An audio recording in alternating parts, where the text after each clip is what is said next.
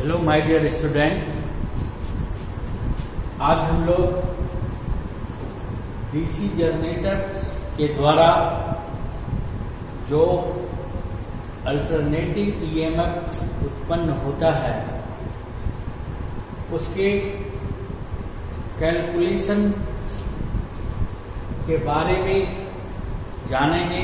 साथ साथ EMF equation का जो फॉर्मूला होता है उसके बारे में जानेंगे। जैसा कि जानते हैं कि डीसी जनरेटर में आर्मेचर के कंडक्टर में ईएमएफ उत्पन्न होता है। आर्मेचर में बहुत से कंडक्टर रहते हैं जिनका कुल संख्या हम लोग Z द्वारा सूचित करते हैं।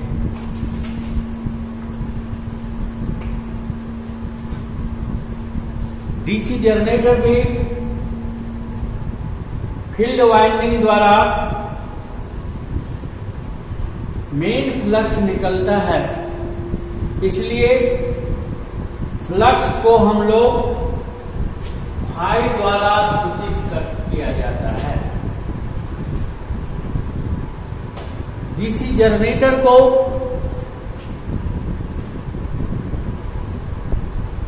उसके आर्मेचर को जितने स्पीड में घुमाया जाता है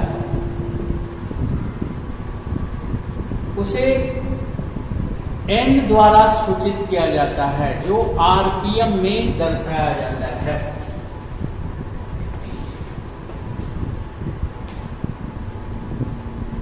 साथ साथ डीसी जनरेटर के आर्मेचर में जो कंडक्टर का तार का जो वाइंडिंग किया जाता है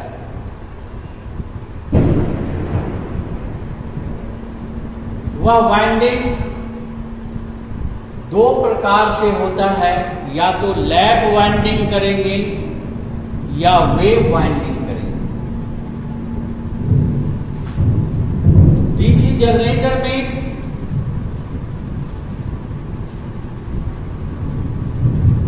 मेन फ्लक्स जो निकलता है वह चुंबकीय पोल ध्रुव के द्वारा होता है। तो उस जनरेटर में जितने पोल की संख्या होता है उसे P द्वारा दर्शाया जाता है। जैसा कि हमने बताया कि आर्मेचर के कंडक्टर में दो प्रकार का वाइंडिंग दोनों में से किसी एक प्रकार का किया जाता है, या तो लैप वाइंडिंग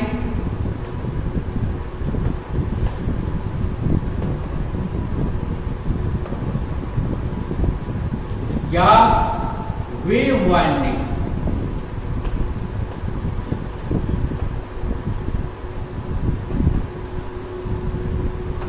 इन दोनों वाइंडिंग में से कोई भी वाइंडिंग उसमें एक वाइंडिंग किया जाता है। लेव वाइंडिंग करने से क्या होता है, लेव वाइंडिंग में पैरेलल पाथ की संख्या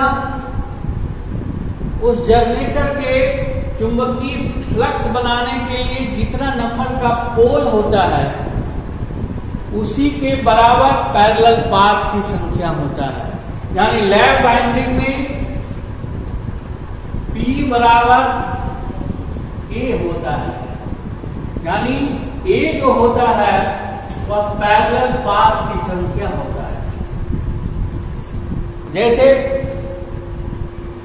यदि लैप वाइंडिंग जनरेटर में है और उस जनरेटर में यदि 4 पोल का मैग्नेटिक फ्लक्स बनता है 4 पोल के द्वारा, तो उसमें पैरेलल पाथ की संख्या P के बराबर A यानी 4 हो जाएगा। पैरेलल पाथ की संख्या A बराबर 4 हो जाएगा।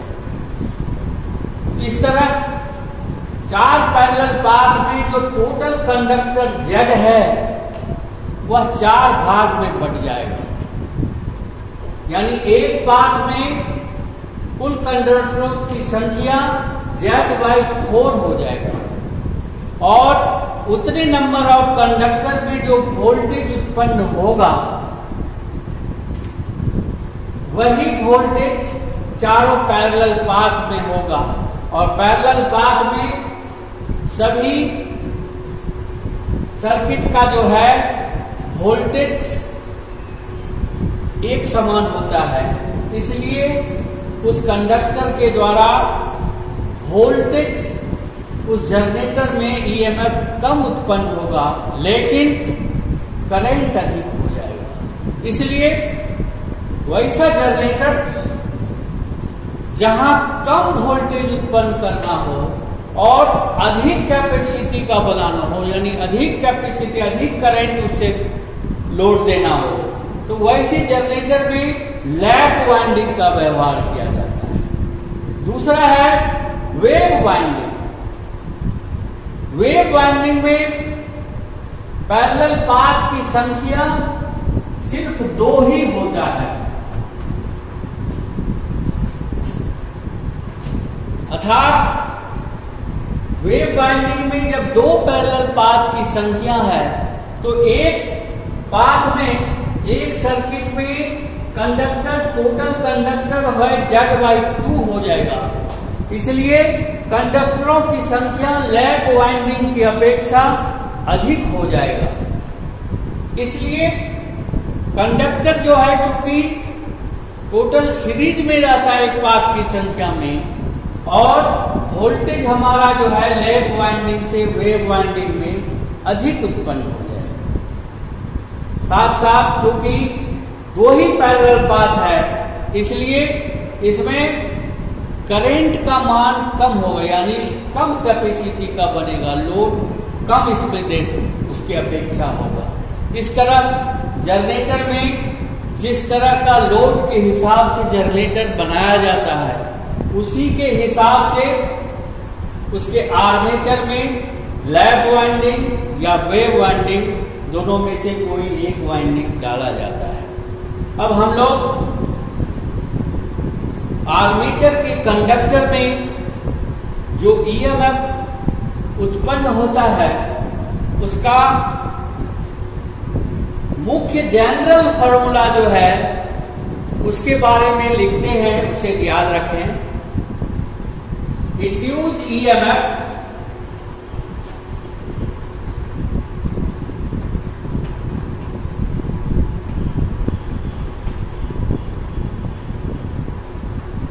बराबर होता है I/P(n/60)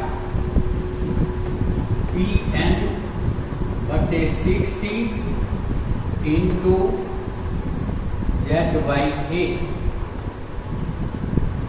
volts।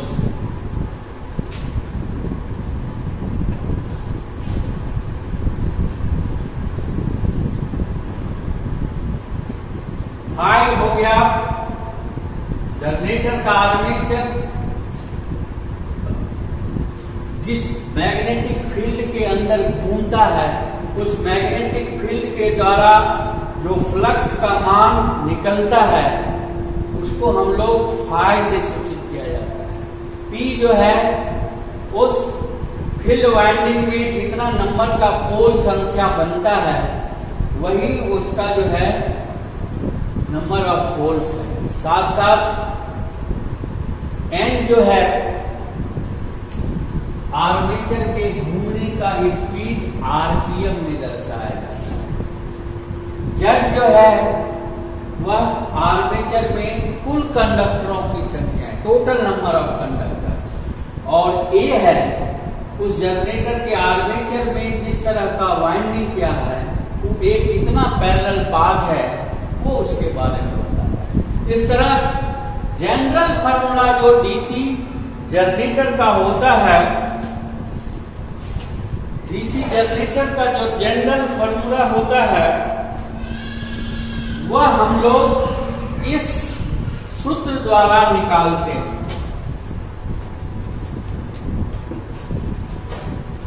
अर्थात यह जो फार्मूला हुआ यह जनरल फार्मूला है। डीसी जनरेटर में जो वोल्टेज उत्पन्न होता है उसका जनरल फार्मूला है। इसी फार्मूला के आधार पर यदि हमको सिर्फ लैप वाइंडिंग का फार्मूला निकालना है और वेव वाइंडिंग का फॉर्मूला निकालना है, तो उसको हम लोग अलग अलग से दर्शा सकते हैं। जैसे लैप वाइंडिंग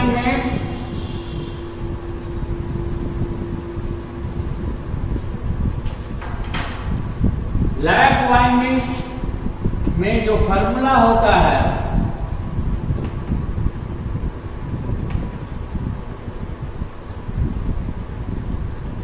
वह इंड्यूस ईएमएफ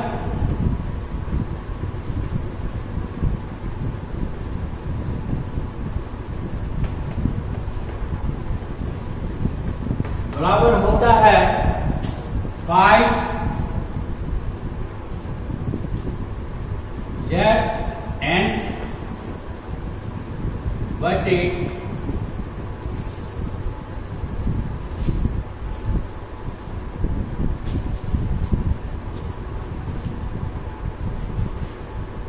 60 वोल्ट।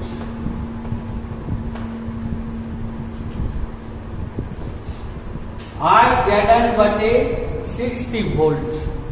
ये जो जनरल जो फॉर्मूला है वो हम जैसे उसको हम शुद्ध कर देते हैं कि जनरल फॉर्मूला जो होता है 5ZN बटे 60 इंटू PYA।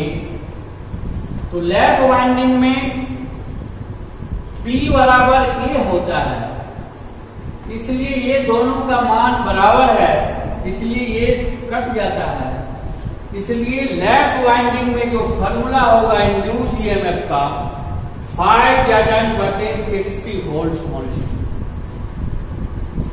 उसी तरह उसी जनरल फॉर्मूला के आधार पर हम लोग वेव वाइंडिंग का कैलकुलेशन करते हैं। वेव वाइंडिंग का फॉर्मूला कैसे निकलता है केला, इसको भी हम लोग देखें। क्योंकि वेव वाइंडिंग में पैरेलल पाथ की संख्या A बराबर 2 होता है, इसलिए जनरल फॉर्मूला जो 5ZN बटे 60 इंटू PYA जो है, तो अब अगर यहां A का मान 2 दे दे तो फॉर्मूला बन जाएगा 5ZPN बटे 120 वोल्ट। अर्थात वेव वाइंडिंग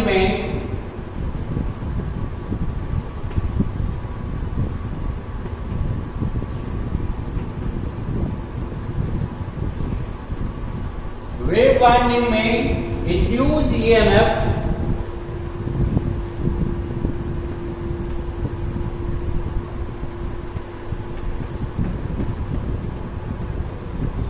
बराबर होता है 5ZN P बटे 120 वोल्ट। इस तरह हम लोगों ने देखा कि डीसी जनरेटर के आर्मेचर के कंडक्टर में जो ईएमएफ इंड्यूस होता है उसको 3 तरह से उसका फॉर्मूला हम लोग ज्ञात करते हैं।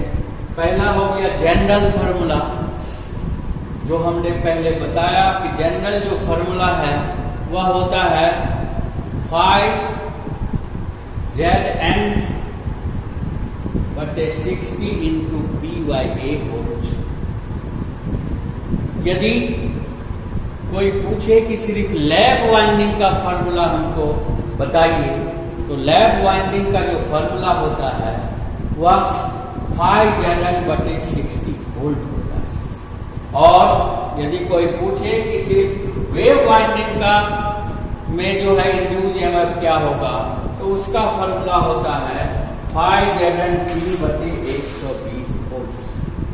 अर्थात इसी फॉर्मूला के द्वारा जनरेटर का ईएमएफ इक्वेशन ज्ञात किया जा सकता है। दूसरा हम लोग अब चलते हैं armature reaction in DC generator. DC generator में आर्मेचर रिएक्शन क्या होता है, अब हम लोग उसके बारे में डिस्कस करेंगे। तो सबसे पहले हम लोग जानेंगे कि डीसी जनरेटर में आर्मेचर रिएक्शन है क्या। क्योंकि डीसी जनरेटर में के कंडक्टर में, आर्मेचर के कंडक्टर में ईएमएफ उत्पन्न होता है और उसके टर्मिनल बॉक्स पर आउटपुट के रूप में डीसी वोल्टेज प्राप्त होता है और उसी डीसी वोल्टेज को टर्मिनल से लोड के द्वारा जोड़ा जाता है। अर्थात यदि उस जनरेटर में लोड नो लोड रहता है तो आर्मेचर में नगण्य के बराबर करंट प्रवाह होता है, जिसके चलते आर्मेचर का कंडक्टर अपना फ्लक्स उत्पन्न नहीं कर पाता है। लेकिन यदि उस जनरेटर के आउटपुट में लोड दिया जाता है तो आर्मेचर के कंडक्टर में करंट प्रवाह होने लगता है, जिसके चलते वह आर्मेचर का कंडक्टर भी अपना फ्लक्स उत्पन्न होता है। वह जो आर्मेचर का कंडक्टर का जो फ्लक्स होता है, लोड के अनुसार उसका मान बढ़ते जाता है, घटते जाता है। इस तरह वह जो आर्मेचर के द्वारा लोड अवस्था में जो फ्लक्स बनता है, वह फ्लक्स चुंबकीय मेन फ्लक्स का विरोध करता है। वह फ्लक्स मेन फ्लक्स का विरोध करता है, जिसके चलते मेन फ्लक्स डिस्टॉर्ट होता है और साथ साथ वह कमजोर हो जाता है। इस तरह आर्मेचर के द्वारा जो फ्लक्स बनता है, वह जो विरोध करता है मेन फ्लक्स का, इस तरह से उसमें दो प्रभाव डालता है। उसे हम लोग आर्मेचर रिएक्शन के नाम से जानते हैं। अर्थात डीसी जनरेटर में लोड लेने पर आर्मेचर कंडक्टर के द्वारा जो फ्लक्स बनता है और वह फ्लक्स मेन फ्लक्स का विरोध जो करता है, उसे हम लोग आर्मेचर रिएक्शन के नाम से जानते हैं। आर्मेचर रिएक्शन के चलते डीसी जनरेटर में दो प्रकार का प्रभाव पड़ता है, जिसे हम लोग पहला क्रॉस मैग्नेटाइजिंग इफेक्ट बोलते हैं।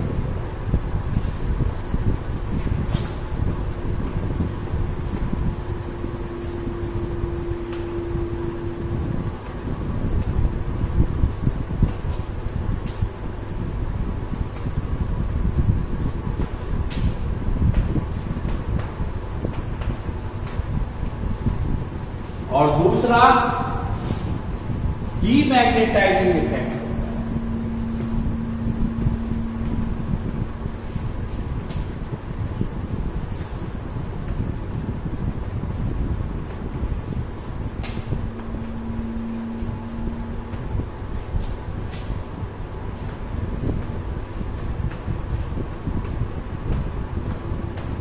इस तरह हम लोग जानते हैं कि आप डीसी जनरेटर में आर्मेचर रिएक्शन के चलते दो तरह का प्रभाव पड़ता है, क्रॉस मैग्नेटाइजिंग इफेक्ट और डीमैग्नेटाइजिंग इफेक्ट।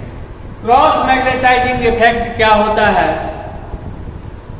उसमें जो है, चूंकि आर्मेचर के कंडक्टर में तो पहले ईएमएफ जो उत्पन्न होता है वह एसी के रूप में होता है और उस एसी को कम्यूटेटर डीसी में बदल के कार्बन ब्रश के द्वारा टर्मिनल बॉक्स पर डीसी आउटपुट के रूप में भेजता है। इसलिए कम्यूटेटर के ऊपर जो कार्बन ब्रश जो रखा जाता है, वह कार्बन ब्रश हमेशा मैग्नेटिक न्यूट्रल एक्सिस पर रखा जाता है।